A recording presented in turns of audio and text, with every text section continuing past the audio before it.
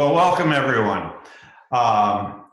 From California in my home, I've been quarantined, working at home for the last 2 months.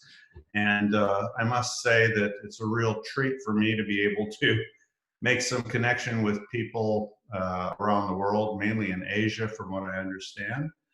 And Dino Trakakis, the director of ARN, asked if I would be willing to provide this webinar for you to help you with whatever situation you're dealing with. This pandemic that we're dealing with around the world is certainly causing chaos for everyone. And I'm sure if you're a parent of a child with autism or a similar type of disorder, it's made a major change in your life and also in your child's life. So what I want to do today is try to talk a little bit about a number of different topics, but I don't really know exactly who's here in the audience. I'm new to Zoom, so bear with me as I don't understand sometimes how people might be getting this information. But I'm just going to keep talking, and I know that Dino's got it arranged so that people might be able to ask some questions towards the end of my talk. I'm planning on talking for probably about an hour, maybe a little bit more. Knowing me, probably a little bit more. But anyhow, what I wanted to do is kind of share with you my thoughts in terms of some things that you can do to help your child maintain their skills when they're not able to receive services that they've been receiving in the past that are by trained professionals that are there to teach new skills to the child. Well, because of all the changes in routines, like I say, the children get used to routines, where they're going, who they're working with, different activities throughout the week, just like all of us. And so I'm sure it's causing some problems for many of the children. But one of the main things that I was mainly concerned about was that, you know, when you start looking at a child who's been receiving really good services and developing some critical skills, when all of a sudden that stops, we don't want the child to regress. And that's why the title of my talk is Maintaining and Maximizing the Use of Existing Skills During the Pandemic. Because what I would hate to see is children backslide, because it takes so much effort for many of these children to develop some of the skills that the therapists work with on a regular basis. And we don't want them to lose those skills. That's most important. Because I think eventually we're going to have a situation where children will be going back to schools and getting services from professionals who are highly trained. But parents and other caregivers can still do their part right now just to make sure that their child doesn't backslide. And perhaps if they work on developing some more teaching skills, which I'm going to be talking about during this talk, they might even be able to extend those skills for their children. And that's really what I'm hoping for, because I always want kids to have the best possible outcomes in terms of their overall development in life. For those of you who don't know me, I've been working with children with developmental disabilities and autism going on 48 years. And so that's a long time, and I know I'm a little old, but hey, you know what? I've learned a lot along the way. I've trained people in over 30 countries outside the United States, and I continue to keep trying to provide good information so that parents and educators can do the best possible job for their own children and the children that they work with. Okay, so now I'm going to try to see if I can move along. As I say, we want to get the children to get the most out of life. We want them to be happy. We want them to have friends. And we want them to be able to take care of themselves. So there's a whole lot of skills that they need. I know that parents really want their children to be able to go to school with typically developing children, if that's at all possible. And frankly, if they can make this all go away, all of us would love that to happen.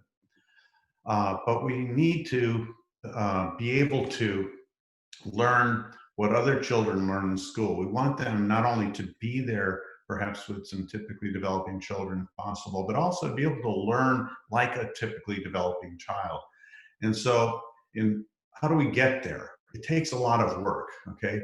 There are so many skills that a typical 5-year-old child in the United States goes to kindergarten with, And we need to make sure that these children that we're working with, whether they be your own child or somebody else's child, develop as many skills as possible. Because as these skills come together, all of a sudden, the children start to be able to learn from their everyday interactions with others. And that's our main goal.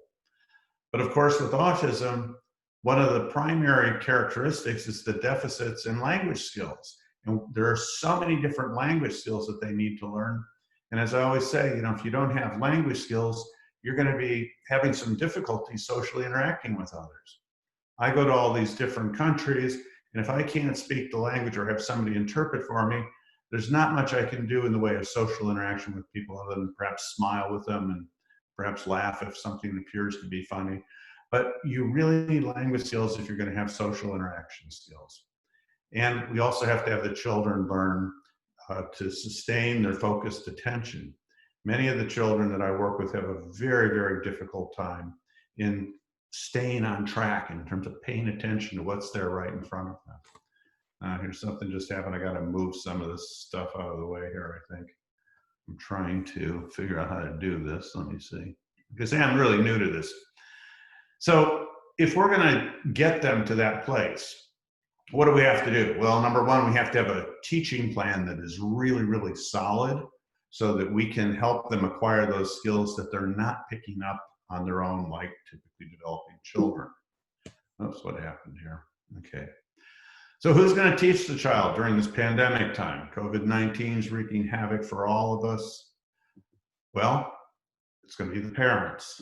It's going to be the nannies, the helpers, caregivers, whatever you call them.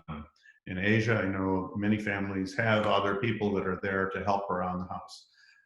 And so anybody who is with the child, who interacts with the child, needs to be able to participate in helping this process of keeping these children's skills from regressing, but also hopefully progressing, because that's what we want. And as I've always said, the children who I've worked with who have done the best have always had parents who are in there working with their children, because they stay on top of the child's progress and the child does best.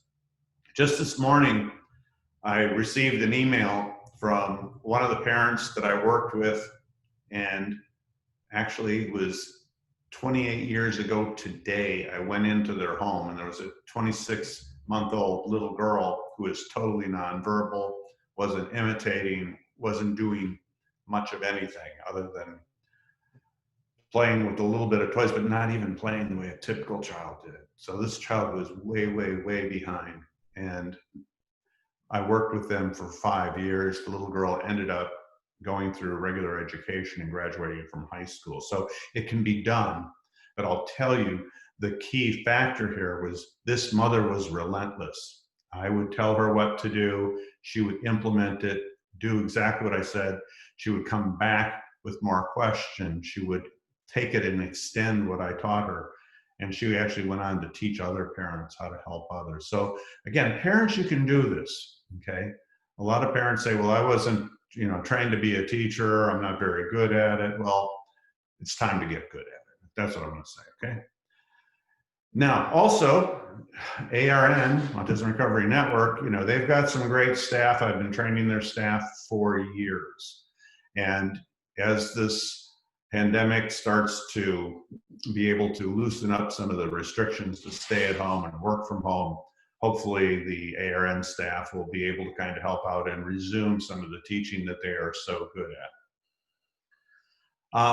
Now, as I said before, you need a well-designed teaching program, okay? Because it's not just you teach, but you have to know what you're teaching, why you're teaching it, and how to teach it, and when to teach a particular skill. And this is where the planning comes in. ARN staff are really, really good at it. And I'm going to explain to you why in a few minutes as we go through, but they have worked with me. I've taught them a great deal about how you prioritize objectives, how you implement the program. And parents, guess what? You can learn how to design an effective program too. I put out materials for parents so that they can actually read about the teaching methodology, about how to prioritize what's important right now, how to do assessments. And everything I write is written in common language that parents can easily read if they put their mind to it and actually make the effort to do it. But one of the most important parts before you begin teaching is to know exactly what the child can do and can't do. You know, what skills do they have? And if they have these skills, one of the most important things you can do right now is require him or her to use those skills, not just do things for them, but you want them practicing them skills so that they don't forget how to use them, okay? You want to maintain those skills. One of the books that I've written, and ARN has access to them, is called Success on the Spectrum. When I first started out, it was basically a book about how to teach, okay? And again, this lays out a lot of details for parents and educators. And if you study it, you go through it, I'll walk you through the process of how to help your child develop many, many critical skills. When you have an effective program, you have to identify and track the skills and skill deficits that the child has. That's the first place you start. How do you know what to teach? Well, you don't know what to teach if you don't know what the child can do and can't do. Once you've assessed the skills, you then have to pick objectives or things you're going to teach the child right now that's going to be useful for them today. Also, now that we've picked what we're going to try to teach them, we need active engagement by a motivated learner. So you need to know how to motivate the child to want to participate with you. And I will tell you this, many parents have a hard time with their kids because the kids have learned that if they throw a little fuss, that the parents are going to back off and leave them alone and say, oh, I can't do it by myself, I'll let the teachers do it. Well, you got to get past that, let's put it that way, okay? Because these children need to catch up if they can, or they need to at least accelerate the rate of learning new skills, or they're just going to get further and further and further behind typically developing children. So they need many teaching trials each day. They need to have teaching trials occur wherever they can. I say varied learning environments. Well, of course, that can be school, that can be out in the community, that can be in the home. If you're at shelter in place like we are here in California, then it's going to be around the home, and maybe if you're lucky, if you have a little backyard, you can get out there too, but mainly it's going to be in the home. And of course, as I mentioned before, parent participation is absolutely critical, because without parents getting in there and working with their child, the children just don't make the same amount of progress. The biggest issues we need to kind of worry about for each child is the development of language skills, as I mentioned earlier, so that they can have some social interactions. And of course, why should you socially interact with somebody if you don't like them? So it's really important when we work with the child, we teach them that being around other people, whether it be teachers or other kids, that there's some value to that, they get something out of it so that they want to interact once they have the language skills. We also have to take a look at some of the behavior management issues. Kids oftentimes have some disruptive behaviors, ways of getting out of things. Many of the kids I've worked with are great escape artists, as I call it. They can push you away and say, leave me alone, basically. But, you know, kids are pretty malleable. And so if in fact, you know, you make it fun for the child, you're not going to have a lot of escape and avoidance behavior. So a lot of the teaching that's really important is to make sure that you make it fun for the child. It pays off for them to do what you're asking them to do, okay? Pays off for them, okay? And of course, they need to learn to take care of themselves. That's the functional living skills. They need to learn to dress themselves, feed themselves, maybe even prepare some foods for themselves and so on, bathe themselves. There's so many different life skills. And when you look at typical 5-year-old children, they're pretty competent at a lot of those basic skills of living. So as I mentioned, we need a positive relationship with the child. I always say you want the child to run to us, not from us. If they're running from us, that's telling us they're not having fun, okay? And so we need to kind of make sure that we set it up so the child sees that if they do what we ask them to do, it's really going to pay off for them, and it's in their best interest for them to come to us and do what we ask them to do. And of course, that means we also have to be careful not to make it too hard or make them work for too long of a period of time to get access to something that's important to them. Otherwise, they're going to learn it's just not worth it, okay? So we've talked about developing instructional control. That simply means if we ask a child to do something, will they do it for us? And of course, if they have a history that says, hey, if I go along with my parents or my caregiver, I do what they ask me to do, it's going to be easy enough, and lo and behold, it's going to be powerful enough in terms of the payoff, okay? That's why I wrote another book called Learning to Motivate, Motivating to Learn with my son, Scott Partington, who's also a behavior analyst. And we break down techniques for making sure that you identify what is important to a child. And it doesn't have to be like food items. It can be for some children, but for most times it's interactions with the children, you know, and it's ways of trying to make it fun, doing activities that they enjoy doing with you, okay? So why should a child cooperate? It's not because we say so, it's because there's a payoff for listening to us. And again, you gotta have a balance between what they're getting and the value of what they're getting from you as a reward, as a reinforcer, we might call it, right now, you know, what's the value of it for them right now versus what are you asking them to do? Because if you ask them to do too much, the value of what was potentially is gonna drop because it's not worth it. But you also don't want it too much that you ask too little to get too big of a payoff. So you're trying to keep them in balance, okay? But again, leaning towards the side of it's a better payoff for them if they go along with you rather than being a little too skimpy on the reinforcers, as we would call that, or payoffs for them. Okay, so we're developing a positive teaching relationship. So once again, when the child sees us coming and they know we're going to ask them to do something, that they don't go run away from it, that they want to stay with you, okay? And sometimes, of course, you do have to kind of make them do some things they don't want to do, as parents of typical children know, okay?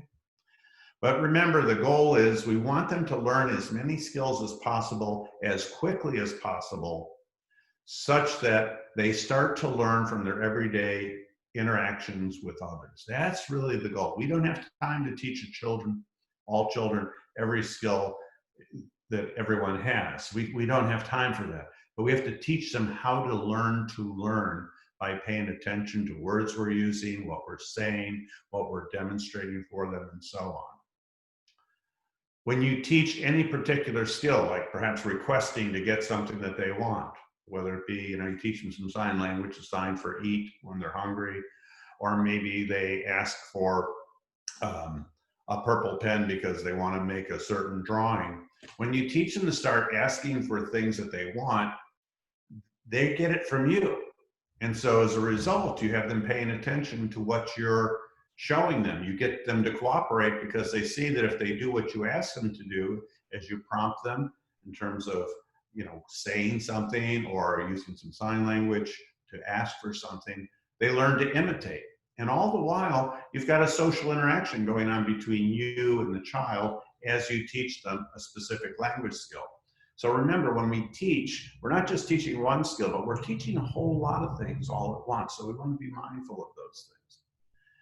In terms of core skills to teach for children with a diagnosis of autism or other similar disabilities, you know, we got the basic language skills, imitation skills, play skills, social interaction, group participation, self-help skills, and also motor skills, because these children have to learn how to control their motor movements so that they can run and jump just like every other child, and they develop the fine motor skills to do a lot of activities that require them to use the fingers to manipulate items, okay?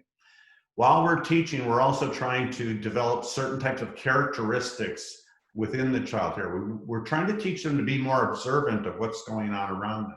If they're going to learn from their everyday interactions with others, they got to be paying attention to what's going on. They need focused attention. They need to not just have fleeting attention, but really pay attention to what's going on in front of them. We need sustained attention. So we got to keep them paying attention. We need to teach them to be flexible, that things are going to change from time to time. It's going to be okay. And they got to be used to the idea that life isn't always extremely predictable. Although many of these children kind of rely on that predictability, we also have to teach them to remain calm when things don't go exactly the way they want. Okay, so we need to work on developing these patterns by using reinforcement techniques, and that is make sure it pays off as they're demonstrating examples of these characteristics.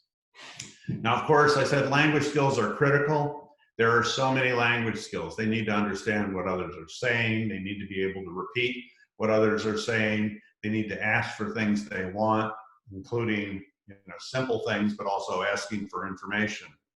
When can we go to the park? So forth. They need to talk about things that they see and hear that are around them. And they need to also be able to talk about their experiences, things that they know about. So if you say, for instance, hey, what's an animal that likes to climb in trees? I'd say monkey or something like that. So being able to know about things that aren't right there. Okay, it's another more advanced kind of type of language, but to be able to say, who did you eat with today? What did you have for lunch? What did you do to prepare for lunch, and so forth. Well, in my book, Teaching Language to Children with Autism or Other Developmental Disabilities, there's a lot of teaching strategies in there, again, about how to teach many of those specific skills that I just mentioned. I don't have time to teach you about all these things. I only have a small hour, so I'm just giving you kind of an overview, but pointing you in the right direction so that what you can do is, as you have access to the ARN staff, you're able to go to them and be better informed about your questions and be more specific in terms of what you would like them to do to help you to learn to be a better teacher and to help maintain your child's skills. Now, I've written 2 assessments. I've got the assessment of basic language and learning skills, which measures 544 skills from 25 different skill sets. And this is the basis of a curriculum that is used by ARN, and it's a way of tracking the child's progress, which I'll go into more detail in a little bit. It has some basic learner skills, it has some academics, some self-help and motor skills. Well, I also developed another assessment called the AFLS, the Assessment of Functional Living Skills, which takes those self-help skills that I have in the ABLLS, and there's 32 of them, and then it breaks it up into over 1,700 different skills across 6 different booklets, different types of scenarios. So I'm just going to mention that to you. If you have a child that really needs to work more on functional skills, this goes all the way from very, very basic dressing skills, toileting skills, can you use a public restroom and so on when we're allowed to do so again, but also all the way to independent living on your own, and so forth. Anyhow, I'm going to talk about the ABLLS. I want you to be familiar with it because it is going to guide you through the what to teach. And this is really important, the what to teach. And of course, I always say, there are many people out there who are going around saying that they can help you help your child. But many of them are not using evidence-based procedures. There's no data to back up what they're saying, but they pull at your heartstrings. And you got to be careful because they're very compelling. I've been around some people who say, oh, just listen to me, I'll help you because, you want the child to really feel your emotion. Well, yeah, they play a nice tune for you, but the problem is if they don't have data to back up to show that they're actually successful in what they're doing, you may be wasting a lot of time on hopes that just aren't founded by the evidence. And what we do know is that applied behavior analytic teaching, ABA is called, and the verbal behavior model, there are data showing that these are effective methods, okay? And so I want you to use what's there. The ABLLS assessment, I've done research projects, other people have done research projects to demonstrate that the assessment that I've created and is being used around the world is actually a very solid assessment, okay? So here's some references for you. I also did a major project over the course of about 8 years. I was collecting data on typically developing children using the ABLLS assessment, okay?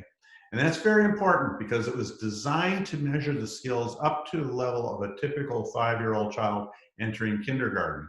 And lo and behold, what I'm going to show you is the data actually showed that I actually nailed that in terms of the basic language and learning skills, and also the physical skills, the motor skills, and the self-help skills.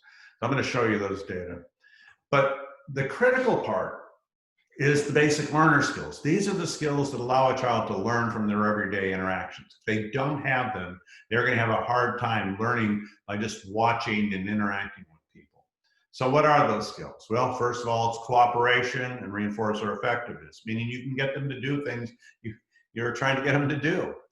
You can guide them along in the teaching process. They're actively willing to work with you. They need to pay attention to what they see visually so that they can see the difference between a cat and a dog and so forth. They also need to understand the words that are coming out of your mouth. I call it receptive language skills. So does speech and language pathologists. They have to be able to imitate what others are doing. That means they have to watch what you're doing or other people are doing and be able to replicate the motor movements as well as the vocalizations too. But imitation is how we learn a lot of skills. Children learn by paying attention to what other kids are doing and do the same thing under similar circumstances. They need the verbal behaviors, which I talked about a little bit earlier. They need to be able to vocally imitate. They need to be able to ask for things they want. They need to be able to label things they see. They need to be able to talk about things that aren't there, experiences, information that they have. And they need to be able to put together the words in the right structural format, which is called syntax and grammar. They need play and leisure skills, social interaction skills, although effective teaching often occurs on a one-to-one or one-to-two basis for younger children. Eventually, they've got to learn to be able to learn from their interactions with other children when they're sitting there in a classroom type of situation. So they have to follow classroom routines and household routines, and those should be expected. Parents, when you have your children, they come home, oftentimes in the Asian households, children are required to take off their shoes before going in, and they're supposed to put them somewhere. Well, if you have the nanny or the housekeeper taking care of that for them, why would they ever learn to do that? They're supposed to put their backpack in a certain place, and somebody does it for them, they'll never learn to do it. So again, classroom routines, household routines, these are things that they need to learn. And of course, all of these skills need to be well generalized. In other words, they need to be able to use these skills under all different types of conditions with many different people, different locations, different materials, and so forth. Now, I did see that somebody raised a hand, and I got to tell you, I don't know Zoom well enough, and I don't really want to kind of stop in the middle here. I've told the staff at ARN that I'd be willing to take some questions, and they can moderate that for me towards the end, but be aware that I am aware of seeing something pop up on the screen, but if I stop, I don't know that I can ever get back to you. I'm not that good at it. This is actually my first Zoom training that I'm doing here, okay? So I said you have the basic learner skills. That's the key. This is the heart of the ABLLS, but you also have to have academic skills, self-help, and motor skills. These are all skills that every child needs to learn, and every parent in Asia, of course, wants their kids to learn academic skills, but I'm going to show you in a little while how you got to be careful not to jump on that too quickly.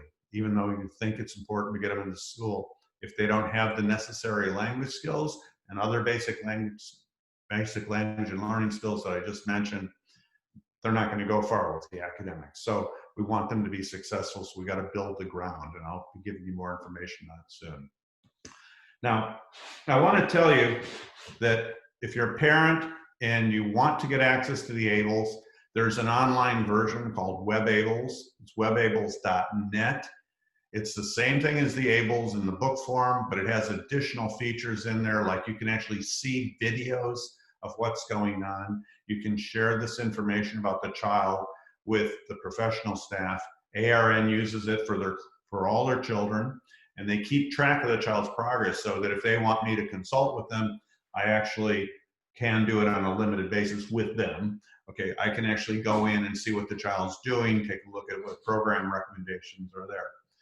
You can also go to my website, partingtonbehavioranalyst.com, to get more information about the books that I've been talking to you about. I just want to make sure you know how to get access to them. We are actually running a 20% discount through May 31st. The code home to school, and I would use the capital H and the capital S with there no spaces. That is the code that I was told will get you the 20% discount on webablls.net. So that's a good thing for you to investigate, okay, if you're interested. All right. This is what the ABLLS looks like. It's a series of 544 items, okay? This particular one that I'm looking at here is the labeling sequence. It's being able to name things that you see. So you see a shoe and a cup here, it will say it's a shoe and a cup and so forth. And this is one of the examples, labeling common objects, where you can find out, okay, can the child label at least 5 items? If he can, he'd get a score of 1. If he could label 4 or less or none, he'd get a score of 0. If he could label at least 10 items, he'd get a 2. If he could label at least 50, he'd get a score of 3. And if he can label 100 or more items, okay, that's like shoes, cups, tables, chairs, so forth, including novel examples, ones he hasn't seen. He sees a chair that he hasn't been directly trained on, he knows it's a chair and will tell you it's a chair. That's well generalized, so he would get a score of 4, okay?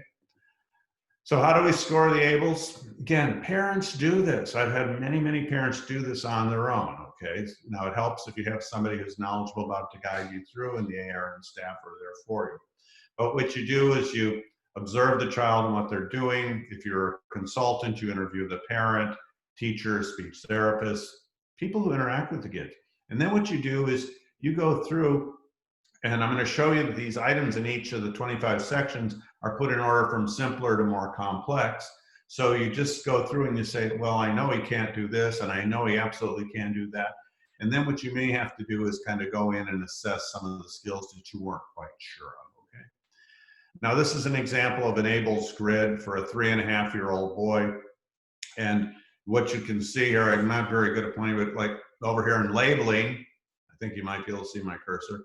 G2 is down here under labeling, and you can see that 3 boxes are filled in. That means he got a score of 3, meaning he could label at least 50 items, but not 100 items, common items, okay? So there's things like that. They're all laid out like these items are simpler than these. These are like labeling social interaction things, like they're arguing, they're pretending, and so forth. So it gets very, very difficult, but typical 5-year-old children know those things. So what we do is we take each of these areas, and again, they're put in order from simpler to more complex, generally. And then what we do is we would then start picking some targets at the lower end and start working our way up. This is page 1. It goes through cooperation, visual performance, receptive language, imitation, vocal imitation. This tells me the kid can talk, and that's great. Requesting, you'll ask for things you want, labeling things. This is talking about experiences or things that aren't there. Spontaneous vocalizations. Page 2 gets your syntax and grammar, your play and leisure skills, your social interaction skills, group skills, classroom routines, generalized responding. This is the end of the basic language and learning skills section, and you've got your academics, reading and math, you got writing and spelling, and you have your self-help sections, dressing, eating, grooming, toileting, and then you have your motor, gross and fine motor skills. And the way it works is, once you've got these information, you start picking some targets down here in these key areas. There's ways of prioritizing in the book. Again, Success on the Spectrum will walk you through some of that. You start grabbing a couple things to teach on these lower levels, and then you implement your teaching program. Maybe you come back 3, 6 months, 9 months later, you fill in what they've learned over that period of time, and now you see that the child's making some pretty good progress. All the green represents the new acquisition of skills or the mastering of skills that were partially mastered before. And then over time, what you want to do is develop new targets. I should go back here and say, well, now we're going to pick some more targets in each of these areas that are appropriate, and then we're going to teach. We're going to come back and we're going to start filling it in, and next time we come back, fill it in some more, fill it in some more, and hopefully the child will fill in the whole chart, because again, typically developing children are there. But as you can see here in this example, these are some of the items here, like H45, which is up on the top here, is about telling about experience. Well, tell about what happened when you went, to the store. Describing items that aren't there. Tell me about a bicycle.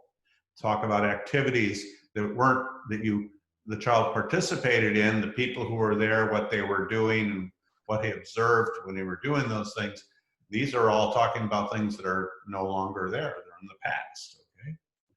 So this is what a typical chart for a 4-year-old male looks like. It's almost all filled up by the time they're 4 years of age. This is very, very typical. got many, many children that I've seen over the years. This is not a genius. This is just a typically developing 4-year-old boy.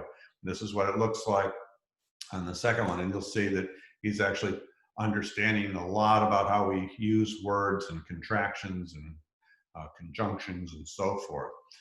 He is a little bit more advanced on the academic than most children are. His parents were very much like me and taught their kids how to do their own reading and math skills and prioritized it much higher than normal. But then the addressing skills pretty well mastered, motor skills pretty much mastered too, okay? But this is what a 27-month-old little girl looks like, okay? So I've been tracking her since she was 6 months of age. And you'll see that by 27 months of age, all of this receptive language, a typical 27-month-old child understands a lot of what's being said to them. Their motor imitation skills are very, very good. They can talk really well. They pay attention to many different types of arrangements of items. They can put things in order from smallest to largest. They can now put quantities in order from the smallest quantity to larger quantities and so forth. But this child here is still learning to label a lot of things, activities, things that they're seeing, and learning to talk about them when they're not there. Okay, but social interaction skills they've learned a lot. They're also putting words together in nice order. They usually have some fairly good play skills being developed. Okay, a little bit of self-help skills coming along. Motor skills are developing too, 27 months of age. Now, I did research on 52 typically developing children, and I'm able to show for every item on the ABLLS at what 3-month interval all the children could do that particular skill at a 95% confidence level, okay? So basically by 21 months of age, all the children were able to label at least 5 items. By 24 months of age, all of them were able to label at least 10 items because they were going back to G2 or labeling common items. By 27 months of age, all of them had vocabulary, able to label at least 50 items, and by 2.5, 30 months of age, all of them had well over 100. In fact, many of them had more than 100 by the time they were 2 months of age. So this is like a very conservative way of looking at it. Now, when you graph these data out on the ABLLS charts, this is what every 2-year-old child could do, okay? So all of them could label, like I say, at that point, at least 10 items, but many could do much, much more. They understood a lot of what people were saying. They could imitate. They could vocally imitate. They were asking for things. This is by 3 years of age. You see all the skills are developing rapidly. By 4 years of age, look at this. It's almost all filled out. Still they need to learn to describe some things that they're seeing and talk about things in their absence. It may have a little difficulty with like some pronouns and prepositions, screwing them up a little bit, but most of the kids could actually do all these things by 4. And by 5, the skills are mastered, okay? So I share this with you because I really want you to understand we have a lot to do to get these children caught up if we can get them caught up, and not all will get caught up. But if we're going to, they really need to have intensive teaching. And right now during this pandemic, we've got to make sure that they don't lose any ground that they've made. This chart here, I'm just going to show it up quickly for you. I'm not going to explain all of it, but this is the basic language and learning skills section.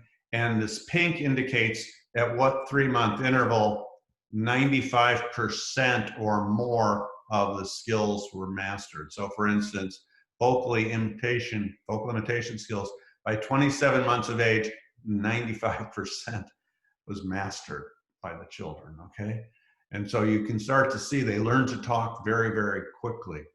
And by 33 months of age, 95% of the boxes are filled up for receptive language and also requesting. And by 3 years of age, the labeling section was filled up. And it's not until later, about 48 months, that the children are able to talk about their experiences very well, because they got to build those other scores. They need to understand what people are saying. They need to be able to talk about things that they see before they can talk about things that aren't there. But when you look at the academic section, that comes much later. The dressing skills, the eating, grooming, toileting skills, that starts to develop as the children start developing their fine motor skills. Once they start mastering it, then they all of a sudden they can start to do a lot more for themselves. Doesn't mean we shouldn't be working on it early. We should, okay? So Once you've done the assessment, now what are we going to do? Okay, well, like I say, use the normative data to guide you. What do typical kids, what sequence do they learn things in? And you can see that from my normative data, the reference that I showed you there. You know, how much you teach a child at any one point in time depends upon how much time you have and what their daily life is like. But the main thing is, if you're going to teach a skill to a child, you want to make sure that they can use the skill today so that it'll become part of their life. You don't teach them something that they're never going to see. So like, for instance, you know, if you don't have orangutans or something around you in Singapore, for instance, you probably don't need to teach them what an orangutan is, but at some point in time, they'll need to know that. Do they really need to know even what a monkey is right now? Maybe, but is there other things they need to know? So again, if they don't know what a cup and a shoe, and they don't know the items that are around your house, like a television, like the couch, like their bed, like their pillow, then we need to focus on those things, because the child sees those things every day and may not see farm animals or jungle animals until a long time away. Yes, it'd be nice if they know them, but it's better to know what's in their actual house around them. Again, you have to make sure that you're ensuring motivation. Okay, you want them to be actively engaged and you want to make it fun. So you need to be enthusiastic. It's not like, come on, we got to go to work. It's like, hey, we're going to do something fun here. You know, you need to make sure that you approach them in a way that makes them know that this is more like play, even though it's really teaching. Okay? You need to deliver reinforcers. That's things that strengthen the children's responses at an appropriate rate. Again, in my learning to motivate, motivating to learn, there's a lot of details on that. You also need to know, though, that you got to stop when the child's doing well. So in other words, if a child's working on stuff and he's doing really, really well, there's a tendency for people to want to keep it going because it feels good to the parents, it feels good to the teacher.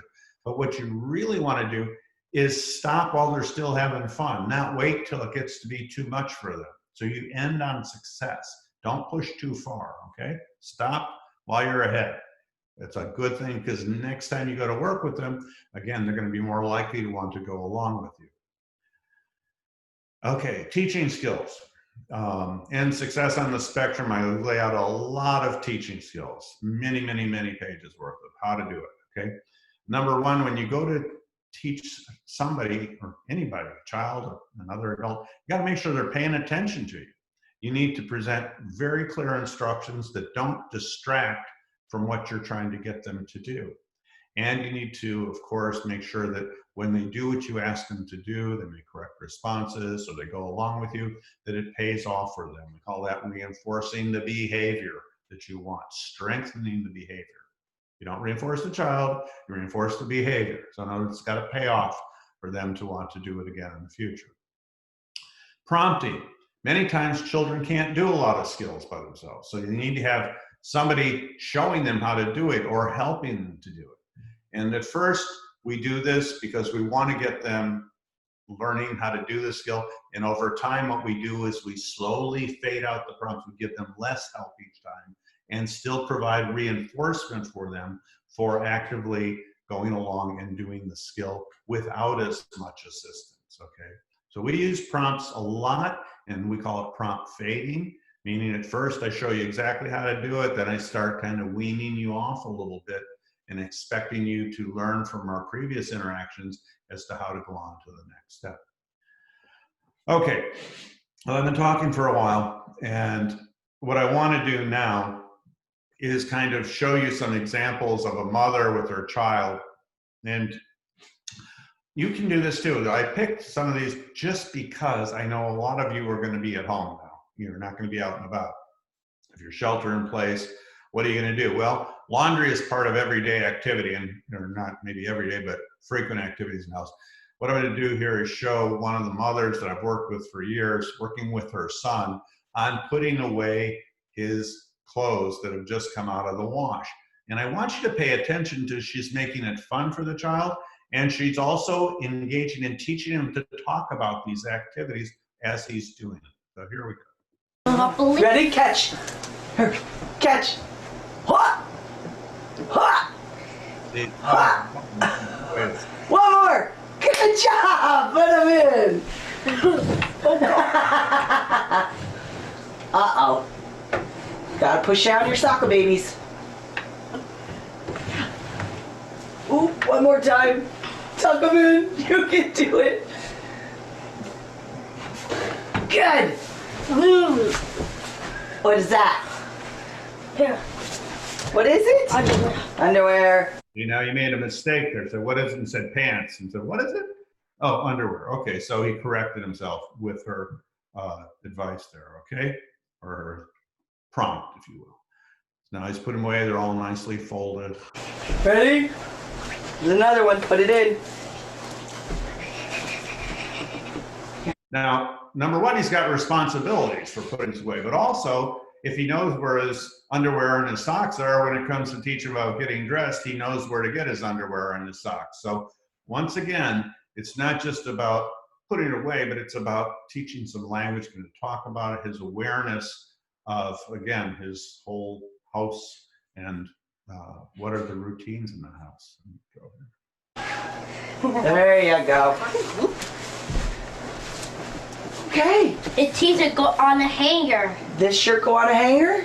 The Where? purple socks. You got to rip in your sock, yeah. Well, now here's something interesting. You know, he's talking about shirt going on a hanger because he also hangs his shirts up in the closet. But he found he had a hole in his sock. And here's an opportunity now, not just to teach a functional skill, but also to develop some language skills. The mother's going to introduce some new vocabulary to him, but also get him to understand a little bit about what happens when you have a ripped sock. So here we go. Take that off. Let's put this one on. No, you want to take a sock. Take the sock off. Here, put this one on. Sock is dirty. No, sock is broken. It's got a Okay, so see, he thought it was dirty, but it's not. She said it's broken. It's got a hole. hole. What's it got? Hole. Look at it. It's got a hole. We need to fish. It's ripped. Stop whipped. It's ripped. We sock need to fix it. We don't fix them. We throw them out when they rip. In the garbage. Go throw these out in the garbage in mommy's bathroom. He has enough receptive language to know which garbage can it's going to go into. Mommy's garbage can in mommy's bathroom. Okay, that's different than his, which is right around the corner. So you see, it's working on language at the same time you're working on functional skills. So I wanted to give you some real examples from around the house like this. Now here's another one. This is that same boy that's going to be here.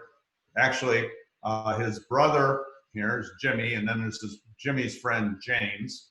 And Joey's going to be involved in making peanut butter and jelly sandwiches. I am not going to show you all of it right now. I'm just going to show you some of it because I want to get you to see how you might be able to make certain types of activities, you know, with the parents or with the nannies, the helpers. If there's some food prep going on, why can't we, if the child's under some instructional control, we'll follow some directions, why don't we have them involved in what's going on rather than just putting a sandwich or some kind of dish in front of them?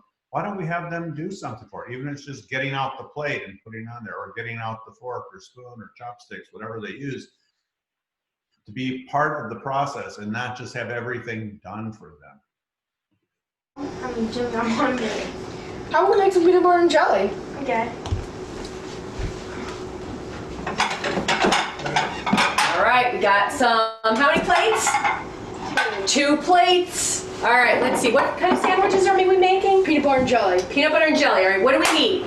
Peanut butter, jelly, and bread. We need, all right, peanut butter, I heard, jelly, and bread. Hey, Joe, I need a helper. Are you my helper? Come on over here. Come here. Listen, the boys are making peanut butter and jelly sandwiches. They need help. Are you ready to help? All right, listen. I need you to find for me the peanut butter. Where's the peanut butter? Where is it? In the refrigerator. Are you sure? Right. Are you sure about that? Peanut butter. The jelly? You mean the jelly, I think? What do you have? The jelly. All right, put it on the counter. Close this one up. I'll put it on the counter. All right, now I still need help. You ready? Oh, thank you for getting ready. I need you to find the bread. Where's the bread? I don't know where it is. Where would it be? It's in where? Cabinet. Where? Cabinet. In the cabinet. We're looking for bread. It might not be in this cabinet. It might be in a different cabinet. I think it might be in the top cabinet. Oh, that's a good clue. Hey, Joe, stand up and look in there again. Did you hear what Jimmy said? Top cabinet. I see it. Do you see the bread? All right, so put it on the counter. Put it on the counter, buddy. Come on over here. Come here, Joe. Now, we need to find. We have, look, let's see what we have so far. You ready? What do we have? Bread. Bread? Jelly. Oh no! Something's missing. What's missing? Peanut butter. Oh man, where's the peanut butter? Oh man. You sure it's in there? Oh, I might see it. I think I see it. Open it up, Joe. Listen. Behind a can. It's behind the can and Oh, I see under the peas. Look. There, you found it. Yay! All right, now put that on the counter. All right, now listen. The boys are going to make a peanut butter and jelly sandwich. What else do we need? Knife. A knife. Where are the utensils? Get that knife. You know what? How many knives do we need? We're making 2 sandwiches. 2 knives. All right, awesome. Go. Put them right up here. Hey, Joe, no play with them. Oh, what do you think? You're the chef? I'm the chef. Put them up Put here. them down. One. Man, where's the... There, you... Sorry about that. I want to end it there. I think that's enough for you to get the idea. He can be an active participant in it. He can learn where things are located. He can talk about what's missing. He can start to use some of his knowledge to figure out what he needs to do and how to do it. And the woman working with him is also going to be coaching him how to talk about the things that they're doing and describing the whole process. So there's many, many skills that could be learned. And then once again, you know, they may not have a sibling, but if there's a parent or a caregiver, they can also teach them to identify where things are located, get certain things, and even how to start moving the peanut butter and jelly to spread it out on the bread. There's all kinds of things. One of the things that I thought was interesting was a number of years ago, I ran across a woman and I asked her if her son, she had 2 kids, one was I think 5, one was 7. The 7-year-old was typically developed and the 5-year-old wasn't. And I said, you know, could you get your 5-year-old to go get something from the refrigerator, like ketchup or something like that? I said, well, only if he wanted it. And I said, well, that's not what I'm asking. He said, couldn't you just ask him to go get it? And he said, well, I never thought of that. And I said, well, do you have your 7-year-old, does he do that for you? He said, well, of course. I said, well, then why don't you think about getting your child with autism? If he knows what these things are, he can be taught to do the same thing too. But see, again, a lot of times parents don't think about this because, you know, they say, well, they're disabled, you know, we got to take care of them. Well, yes, but we take care of them by teaching them skills that are going to allow them to be more independent and more competent in many, many different situations. Now, many of you might be used to some of the teaching procedures like are taught at ARN. This one here is a receptive by function feature class, meaning we're going to talk, the therapist is going to talk to the little girl about some of the things that are there, and she's going to identify the thing that she's talking about. Carla, can you give me something you can sleep on? Very nice. What is that? Pillow. Pillow. Very good. How about something you can ride on? And that is? Bicycle. How many wheels does the bicycle have? 2. 2. Very good. And can you touch an animal? Very nice. What is this, Carla? Dog. Very good. And what does the dog say? Ruff, ruff. Yes, very nice. How about, can you give me something you can wear? Give? Very nice. This is a? Socks. Socks. Okay, very good. And socks goes with? Shoes. Shoes. Shoes, for sure. So this is a kind of a standard teaching where, you know, a trained therapist can do a lot of teaching, but I also want you to think about what you can do in your home. This is really interesting. I have a story here. One of the parents, I went to their home And the first thing they wanted to show me is how well their child could write their name in cursive. And I said, wow, that's pretty cool, yeah. Then I started asking about things that the child knew around the house. I said, well, does he know the rooms of the house? And the mom said, oh, sure he does. Great, let's take him we went into the kitchen, asked the child, what room are we in? He couldn't say it was kitchen. He didn't know it was a bedroom. He didn't know it was a living room, but yet he goes into these rooms every day. And then even worse was I asked the mother to point to the refrigerator and ask him what it was. Well, the child couldn't tell the mom that it was a refrigerator. He didn't know the name of it. He didn't know the name of the microwave or the rice pot or the sink. And you see, this is where writing cursive may sound nice, but they better know the things around their house, you know? So you think about it in the bedroom, there's a dresser, there's a bed, there's blankets, there's pillows. Do they know what those are? In the bathroom, do they know that there's a shower, there's a toilet, there's a sink, there's a mirror? In the living room, there's a couch, there's a coffee table, there's a TV or whatever. So you start thinking about it, there are many, many different things that a child can learn to do. And if they don't know the names of things around them, that's a great place to start. Okay? Typical children can imitate extremely well. And many people do not teach children with developmental disabilities and autism to be able to imitate what others are doing. And I want you to watch, this actually is my son Scott a few years ago working with some typically developing preschoolers. These little girls are 3 years of age, maybe 3.5 at the most. And watch how they pay attention, and he doesn't have to use a lot of effort to get them to go along with what he's asking them to do. All right. Ready? Here we go. There you go. Now one of those. Don't do that. Realistic? Can you do this? Very nice. All right. Can you do this? Very good. Nice job, kid. Here we go. How about this one? You do it. Very good. How about this? Nice job, kid. How about this one? Very good. High five. What to do. Very good. All right. How about do this?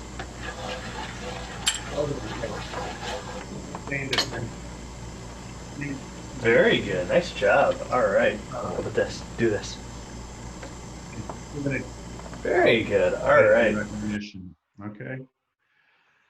Wow. So I've covered about an hour already, and I've got other videos here. The reason I showed you that last one, though, is because I want you to realize if your child does not pay attention to what you're doing and how you're doing it, they've got a lot to learn. And if they don't develop this ability to have that focused attention, watching very carefully how things are being done, you know, many times parents and caregivers try to show the child what to do. But if the child isn't really paying attention and they're not able to do it, you know, without being prompted to be able to imitate, then they're going to miss out on many, many teaching opportunities. If they see a child go over and work some type of an equipment, and lo and behold, they see how it works, they can learn by watching the other children, and they don't have to be taught by an adult how to use that piece of equipment. But this is a little young girl who came to me right before she was 3 years of age, and she liked music. And so what we did was, she was non-vocal, she couldn't control her vocal muscular to make sounds and words, but we used some sign language to teach her how to ask for the therapist to sing songs for her. We taught her the sign of music, or abbreviated sign of it. And watch how this little girl learns. This is her first time being taught this. Twinkle, twinkle, little star, how I wonder what you are. Up above the world so high. Do this. Music, good job. Like a diamond in the sky. Twinkle, twinkle, little star, how I wonder what you are. Yay!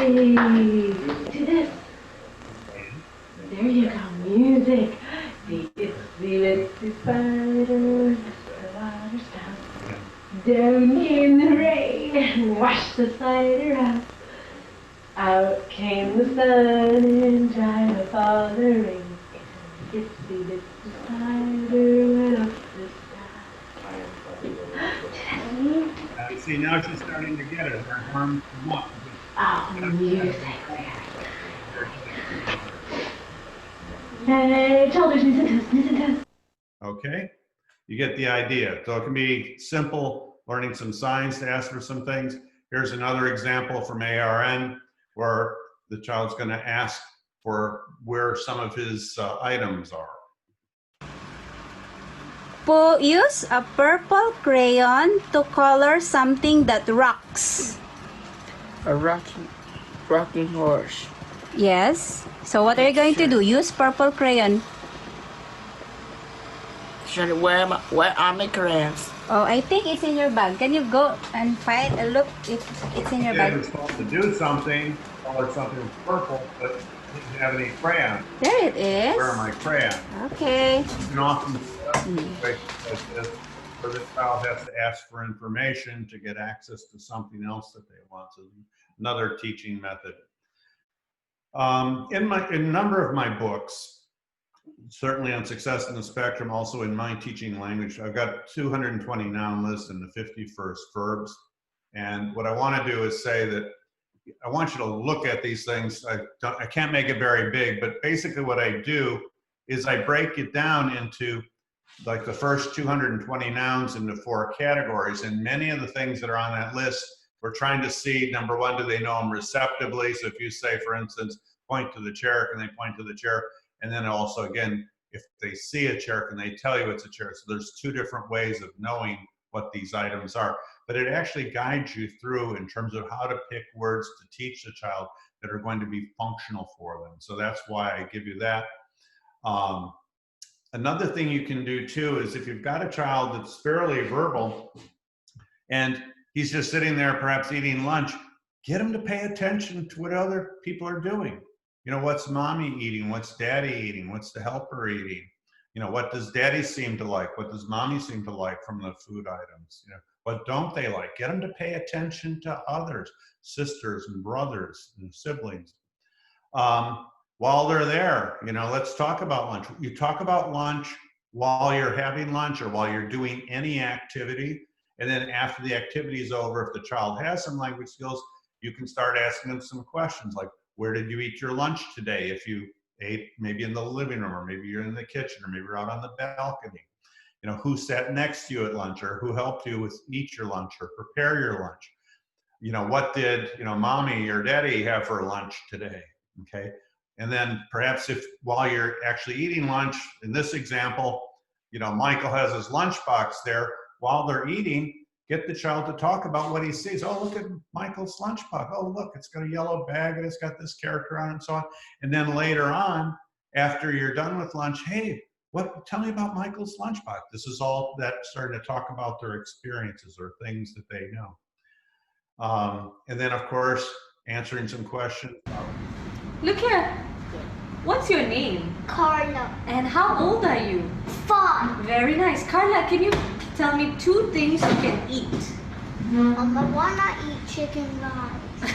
Now, name me 2 things you can eat. You can eat Chicken rice. and Ice cream. very nice. Can you tell me 2 things you can ride on? A bicycle, a horse. Very nice. How Very good. Okay. So I'm getting fairly close to the end here, everyone. But, you know, with COVID-19, you know, parents got to be teachers, helpers got to be teachers. We want to maintain these skills. Don't let them lose the skills that they've acquired. Make them use it. And then, where possible, extend the existing skills. So, for instance, if a child has a vocabulary of, let's say, 50 items, you can learn to teach them the names of perhaps another 20 or 30. But again, using the things that are most important. So, for instance, if you're going to teach things, you might go into the kitchen and say, what are the 5 most obvious things in the kitchen? And it's like the refrigerator, the sink, the rice pot, and so forth, microwave. And then you see if they know those things. And if they don't know them, you can teach them. You could point to it and say, what is it? Say, refrigerator. What is it? Refrigerator. That's right. What is it? Refrigerator. And you can do this, have them practice this, you know, several times per day.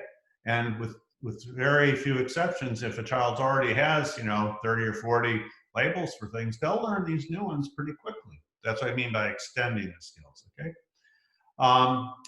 I've written another book for the minimally verbal or nonverbal child called Getting Started. It's like that little girl I showed you there who was learning to sign music to get the therapist to sing. Very minimal skills. But where do you start? And what it does, it kind of builds on these basic skill sets here. This is of a child that was actually attending one of the ARN programs. And when the child was 2 years, 6 months of age, cooperative, you know, could pay attention to some inset puzzles and so forth, understood a little bit what was going on, very, very poor imitation, very poor vocalization control, only could repeat a couple of sounds, wasn't really able to ask for anything without having somebody helping them, wasn't able to label things. And in 9 months, this child all of a sudden learned to control the vocal musculature, was a talker, was paying attention imitation-wise, was listening to what others were saying and following directions, was now starting to ask for some things spontaneously, and also was now starting to label things.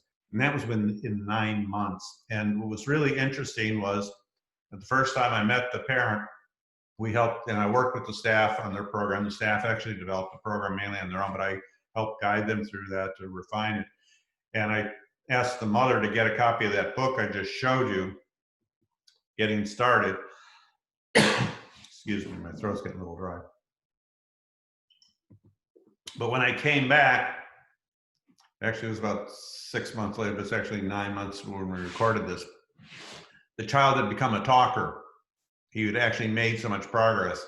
And of course, the mother had the staff working with the child. But I asked, the mother said, you know, wow, he must be pretty excited. She said, well, yeah, I bought your book and I did what you said in there. And he started doing all this stuff. So once again, it's written for parents. If you can read in English, it's there available to you. It will help guide you through this process. Another topic I want to talk about real quickly is everybody is pretty much wanting to get their kids into regular education, inclusive settings, even very early on. And although I'm not against it, I think you got to be careful. Let me explain to you. What I'm showing you here is a chart of a child that I worked with. And I set up a verbal behavior model classroom in a school system. And what you'll notice here is all this purpley kind of color here was what the child learned in 6 months in a special education classroom. Okay. But the parents were concerned because he was 4 years, 9 months of age, and they wanted to put him into an inclusive classroom with other typically developing kids. Well, after 3.5 months in that classroom, I came back and the teacher, special education teacher, came up and she said, we've got a problem. And she showed me this chart and said, yeah, I see it. Do you see it? In 6 months, he'd acquired all these different skills. He was doing really, really well. Now he's in an inclusive environment with typically developing kids. And although it looked like he was doing okay, the data showed that he really wasn't learning very much. Only this blue. That's minimal progress for 3.5 months. And he's still way behind the other children. So, you know, you think maybe more social interaction skills. Well, not really that much developed there either. You take a look at the chart. Now, what I recommended to the parents was that they take him out of this inclusive environment for several hours per day and put him back with a special education teacher. And look what happened in the next 3.5 months. Now all the yellows started to go. Well, what does this tell you?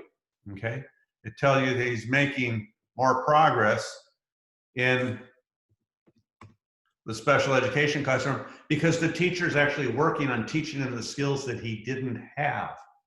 And remember now, these other children were already 4.5, going on 5 years of age, some of them 5 years of age. They already had all the skills that he didn't have. So the teacher didn't need to work on teaching those skills. She was working on teaching the class. But he didn't have these other skills which were foundational for him to understand what she was teaching.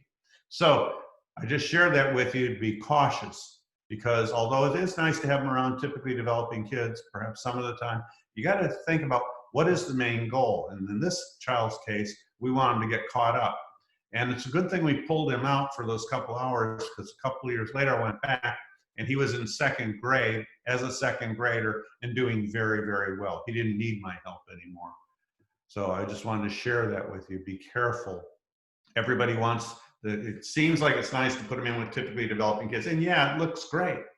But you know, if you were to put me into a biochemistry class without having the skills of basic biology or basic chemistry, I may be there with other people, but the other people who have those skills, they're going to learn biochemistry, not me. I'm going to struggle with it, and that's not a good thing, okay? So teach the foundational skills. I want everybody to celebrate the child's progress.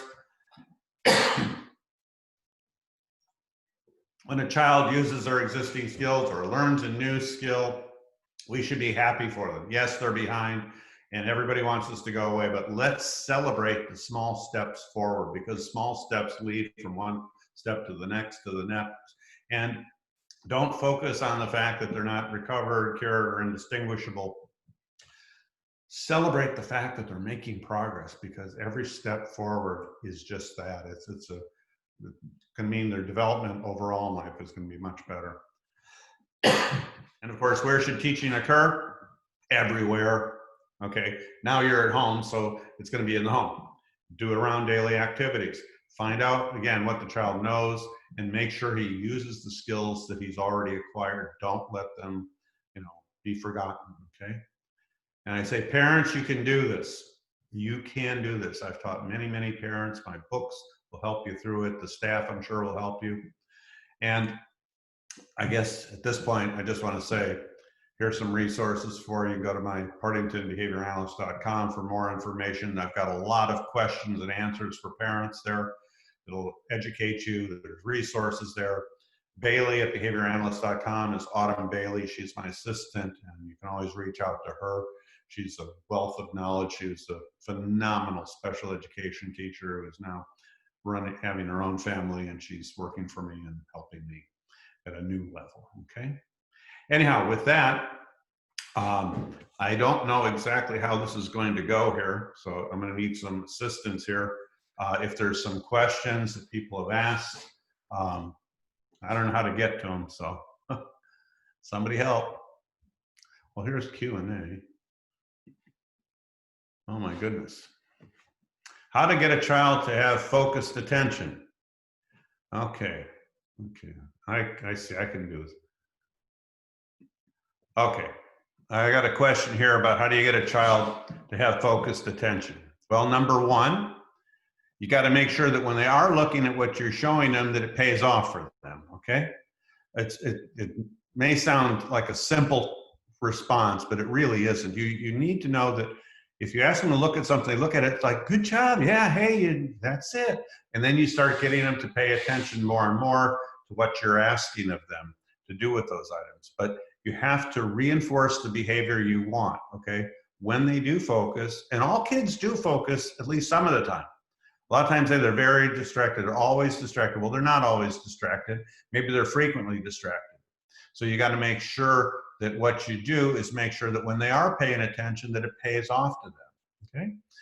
It's the same thing for eye contact. Somebody was asking about eye contact. Well, again, why should they look at you, okay? Again, I play little games with kids sometimes, especially if it's a young kid, or if they like to be tickled or something like that. As soon as I see their eyes come up looking at me, I give them a little tickle. You can also do the same, maybe not so much now if you can't go outside, but if you have access to a swing, you put the child on a swing, if it's a small child, and they're safe to hold on, or you have them in a child seat that keeps them from falling out. And then what you do is you get in front of them and you give them pushes. But then once they're being pushed and they're going back and forth, pretty soon it starts to slow down. Well, then all of a sudden, if they start looking at you, you see them looking, oh, you're looking at me, and you give them another push, and then they go. Pretty soon they learn the fact that what you're doing there is you are reinforcing the behavior of looking at. Okay, so yeah, some of these questions are similar, so I kind of covered some. let's see, how ABA-VB helps my nonverbal child in language speech development. Well, VB is verbal behavior, okay? And again, it is the way of developing language skills. Now, if your child is nonverbal, again, you got to get them using their skills. Well, why should they use their skills? Once again, it should pay off for them. So a lot of times for a nonverbal child, we'll take a look at what are the things they want and how can we teach them to ask for it. And if they can't control their vocal musculature, asking for something to eat, we might take their hand and show them, eat, eat. And when they do this, then they get something that they want. Maybe they get a scoop of their favorite item. Maybe it's applesauce or something, whatever it might be. And then we slowly fade our prompts. The teaching language book goes into those details. For the person who's asking that particular question, I would highly recommend the Getting Started book because it walks you through, excuse me, my throat's getting very, very dry. It walks you through how to get them to imitate, to vocally imitate, to pay attention to the words that you're using, how to ask for things, and how to pay attention to visual stimuli, like to use form boxes and puzzles and so forth. So that's where I would start with that. I don't know if I'm answering. I hope everybody can hear this. Okay. I'm just going down the questions. Please share some tips to improve social skills with my nonverbal child.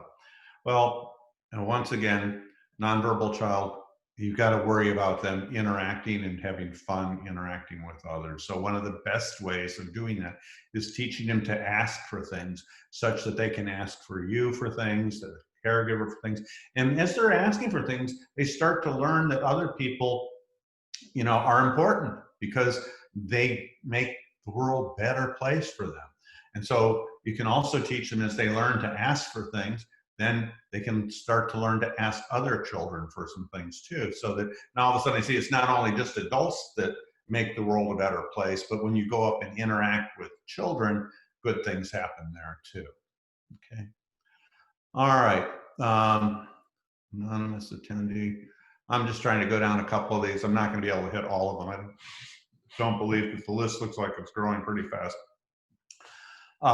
It says kids over a period come out of autism themselves. Is it true? Well, quite frankly, I've not seen that happen. I think the ones who have done well and have gone on to be what you might call more typical, like other individuals. In other words, maybe indistinguishable, people sometimes call it.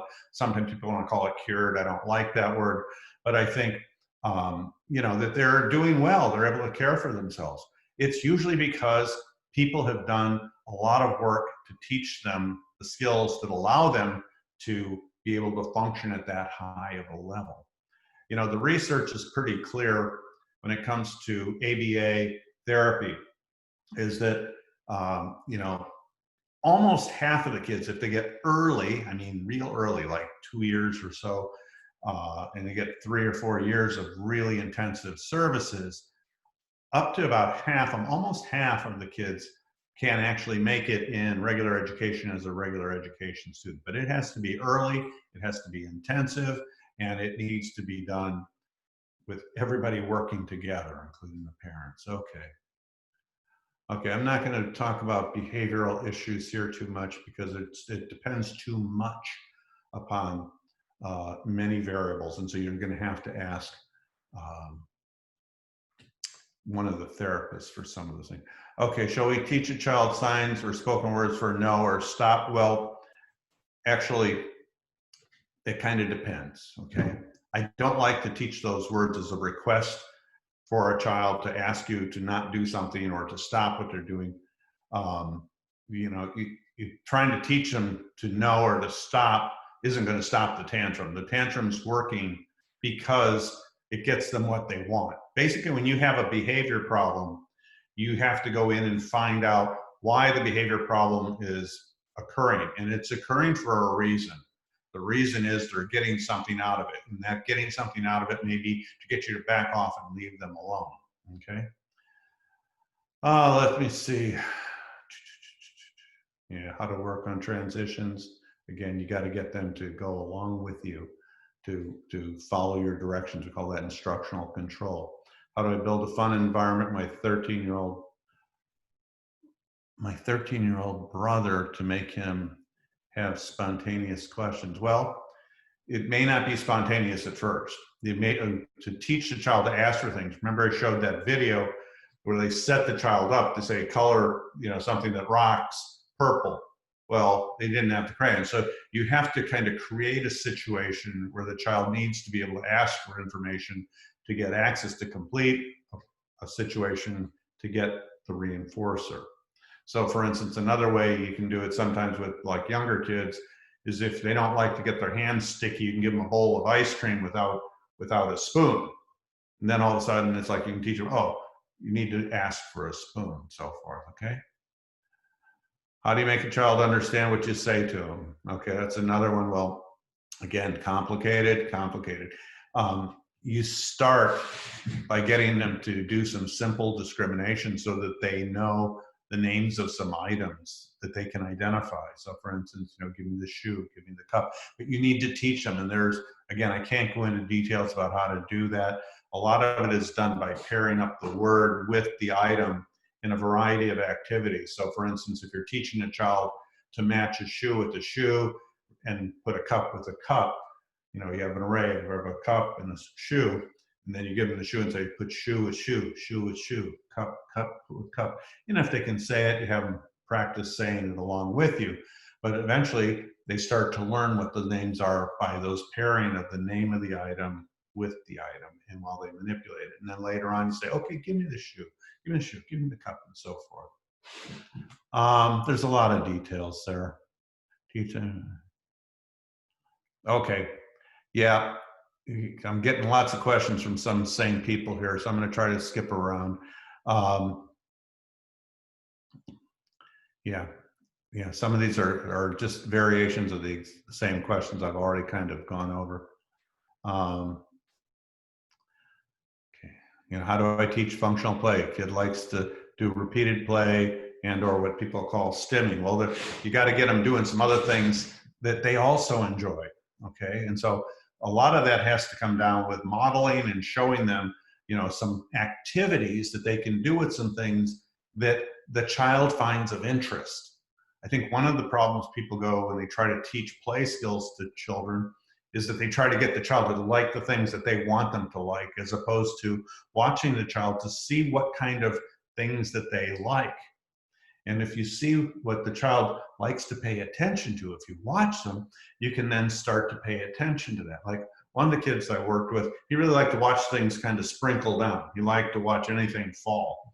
Well, okay, so once I noticed that, then I found some toys that had those characteristics. I got a ball toy where you put the ball in at the top and it goes back and forth and down. He loved it. And so I got him to start playing with that. He also liked, they had some of these batons like cheerleaders have that are like clear glass and they've got little glitter in them. So when you turn them over, it all comes down. Well, I started teaching him how he could play with something like that. It was building off it. But then I would also have him do some other things before he got access to it. Maybe some of the other things were some other play type activities.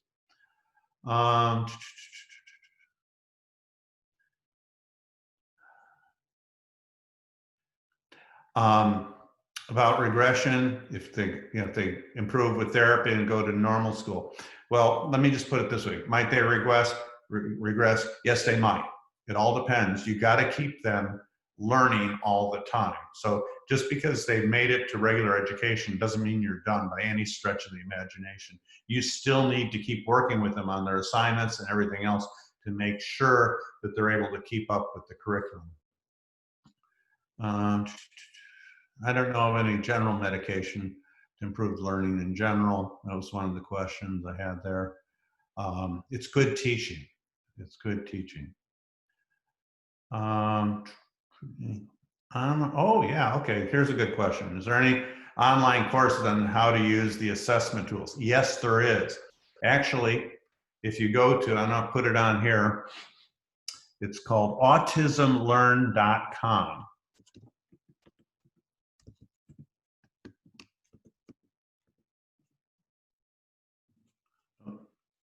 Not very good typing when it's this far in front of me.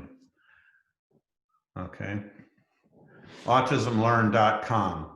So if you were to go there, and you can also find that on my website, it'll lead you there. You can actually learn how to do the ABLLS assessment there. And so that's a great place to start for you.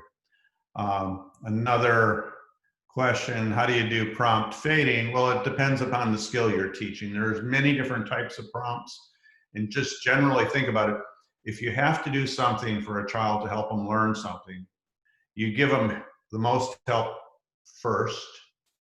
And then as they're starting to do it with that prompt, you then start backing off a little bit. So like for instance, if I'm teaching a child to sign for eat and they can't do it, at first, I'll put their hand up there and I'll say, eat, eat. And then I'll give them a bit of one of their favorite food items, okay? And then what I'll do too is that the next time or after a couple times, they're now letting me take their hand a little bit easier. I'm not necessarily having to manipulate as hard.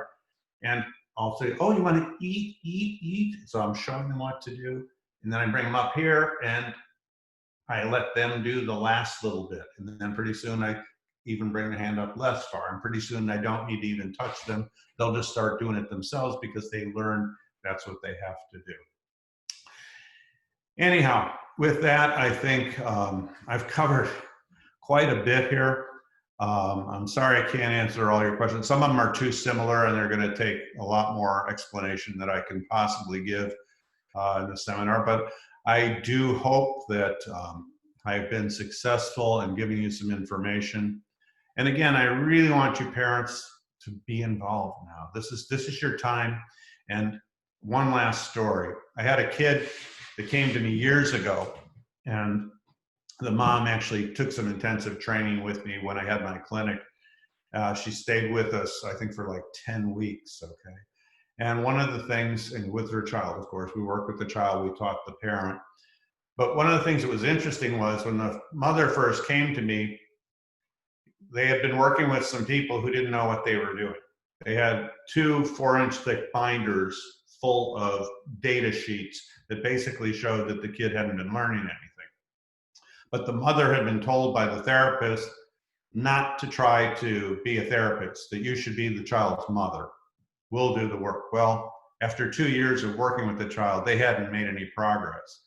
And what was really interesting was when this mother worked with us, we taught her how to teach her own child. She was elated. She was absolutely elated. And she wrote me the most beautiful letter afterwards saying that, you know, she never really knew she could have so much fun with her own child, because up until then, she just heard the child crying, not having fun, not making any progress. But when she was with us and with the child, she was actually laughing some of the times with us, with her, watching our child do certain things. And the child learned quite a bit in those 10 weeks. And the mother learned about having a real relationship with their child. Don't ever accept this, you be the parent, we'll be the therapist. You need to be involved with your child. You need to know what they know. You need to know how to teach, just like you need to teach any of your children. Typically developing children learn a lot from their parents. They learn about manners. They learn about expectations. They learn how to be independent and so forth, and how to be patient. So it's no different for a child with autism, other than it is a little more difficult. You got to learn some things, but once again, you can do this, okay? Anyhow, at that, I think I'm going to be done. It's been a long time for me here, but I hope you found this helpful. And like I say, reach out to ARN. They've got some great staff there, and you know, they are committed to helping. Well, obviously, they got me to do this talk for them today to help you. So thank you for coming. And like I say, feel free to check out my website, go to ARN, talk with them. We've got a lot of resources, okay? And so with that, I'm gonna click off and say, I wish you well, have a wonderful Saturday, and I hope this COVID-19 stuff gets under control soon so we can go back to a more normal type of life. But in the meantime, enjoy your kids and teach well, okay? Thank you.